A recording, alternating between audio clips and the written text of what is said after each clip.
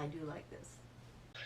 Hi there, my name is Holly and welcome back to my channel, or welcome to my channel if you're new here.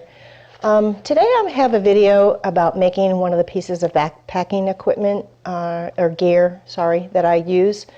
I actually haven't had to use it yet, but it's a very important item for a backpacker or hiker to have if they hike with a dog. So I'm probably going to start a new playlist on my channel that's just backpacking gear.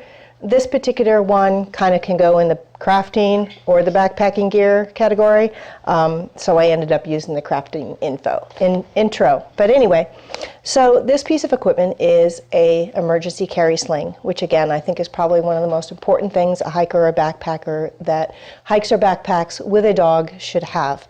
If your dog is injured, it's going to be almost impossible for you to carry him out for very far, especially if you've got a big load in your pack. And also, there's a lot of places where it's just too dangerous for the dog, either because of rock scrambles or rebar ladders, which are pretty frequent up here in the White Mountains. And my dog obviously cannot climb a rebar ladder. And as far as the emergency carry goes, if he's injured, no, he's not that big, but carrying him in your arms does get extremely tiring. I've had to do it for about a quarter of a mile, and that was without a pack on, and my arms were killing me. Sorry for the birds. Anyway, so the emergency carry harness, yes, you can buy them. There's lots of them out there. They run a gambit of price points. But when it comes to most dog gear, it's all fairly expensive.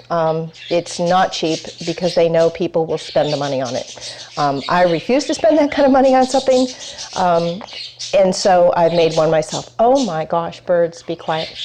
So, you know what? I'm going to cover them. Okay. Where was I? Oh, yes. So, gear for dogs is wicked expensive.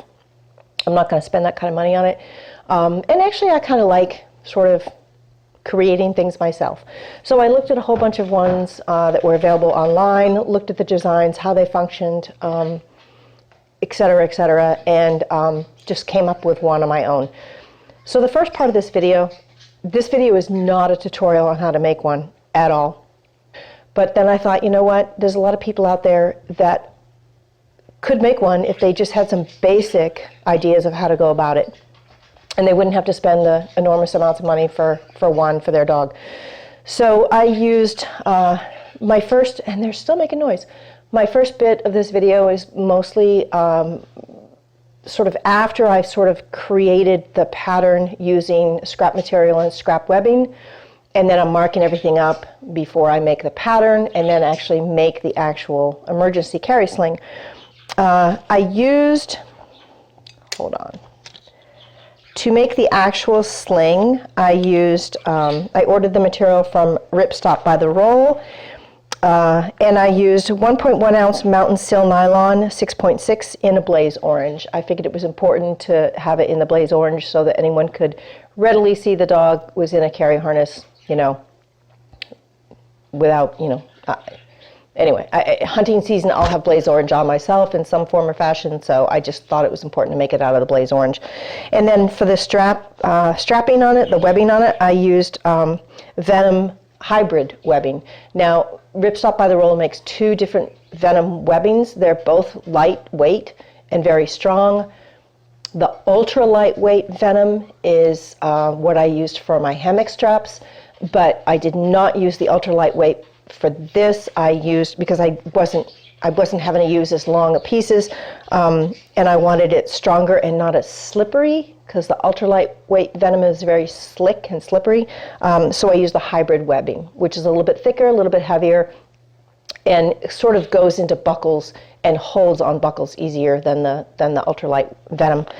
So without further ado, let's show you. By this point, I had created a test sling using scrap fabric and scrap webbing, attaching the webbing with safety pins so I could keep testing and adjusting as necessary. Wiggles got pretty tired of being put into the sling multiple times throughout this process, but it was important to get it right before creating the final product. Here I am marking where I attached the straps to the test sling so that I could remove the webbing and create a paper pattern of the sling body.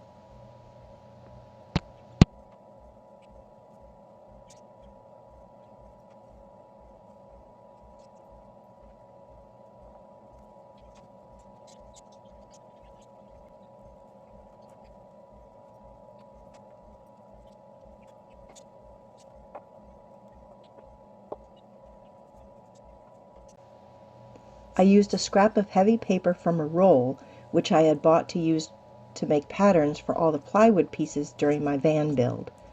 Any sort of paper will do. Open up a paper grocery bag or tape pieces of copy paper together. You get the point.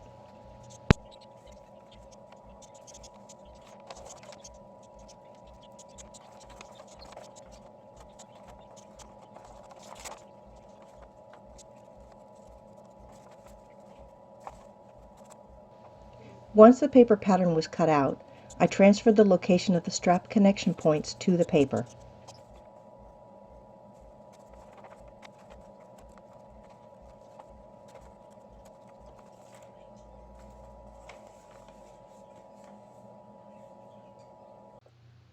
I cut small circles of the scrap fabric to use as reinforcements at every location where I would be sewing webbing to the sling body fabric. I used a heated knife to singe the edges of these circles and also the Silnylon.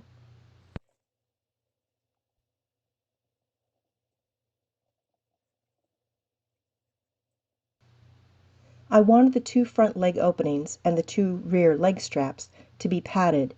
The added weight of this was not a factor for me because if Wiggles was injured and I had to carry him very far, I didn't want the leg openings to be able to cut into him or cause rubbing and irritation. I used pieces of fleece fabric for this padding, and for the front leg openings, I just used it like a seam binding and rolled it around both openings.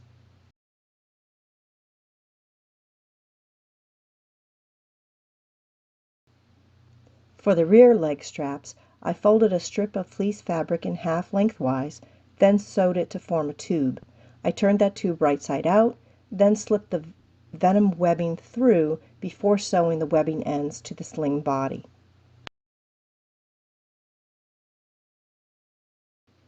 Next, I sewed the cinch buckle strap ends to the sling body. Rather than sew one end of the webbing to the cinch buckle and then the other end of the webbing to the sling body, instead, I simply ran the webbing through the cinch buckle, then matched the two webbing ends and sewed them together to the sling body. Finally, the last thing I did was sew the two long pieces of Venom webbing to the sling body in the appropriate spots.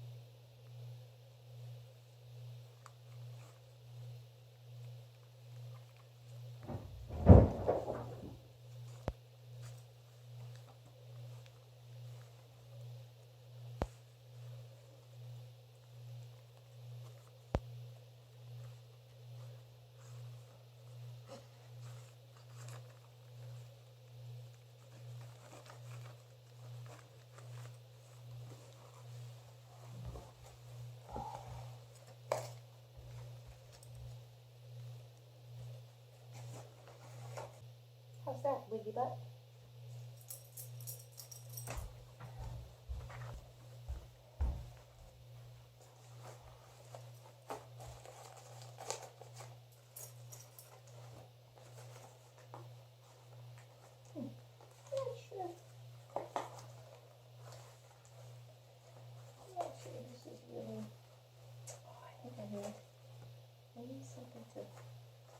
I need something to put these together. That's what I need.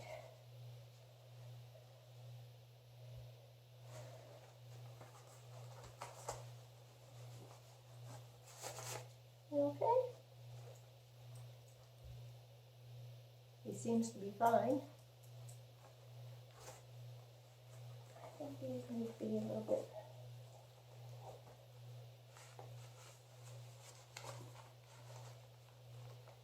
I don't know. I'm not sure I like the way those back legs are, but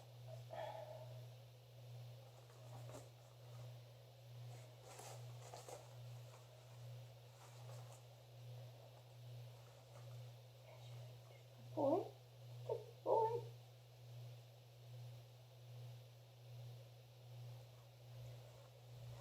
He seems okay walking around.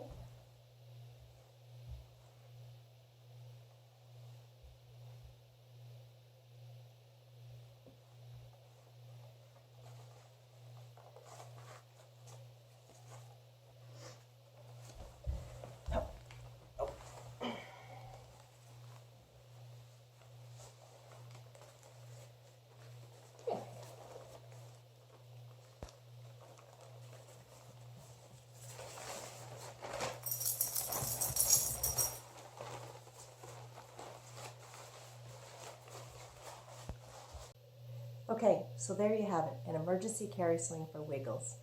If you have any questions about how I made it, because you want to make one for yourself, for your own dog, please do leave a comment with any questions, or you can email me. My email address is down in the description of the video, along with, I've linked all the items I used from Ripstop by the roll to make this sling. So thank you very much for watching, and have a great day. Bye-bye.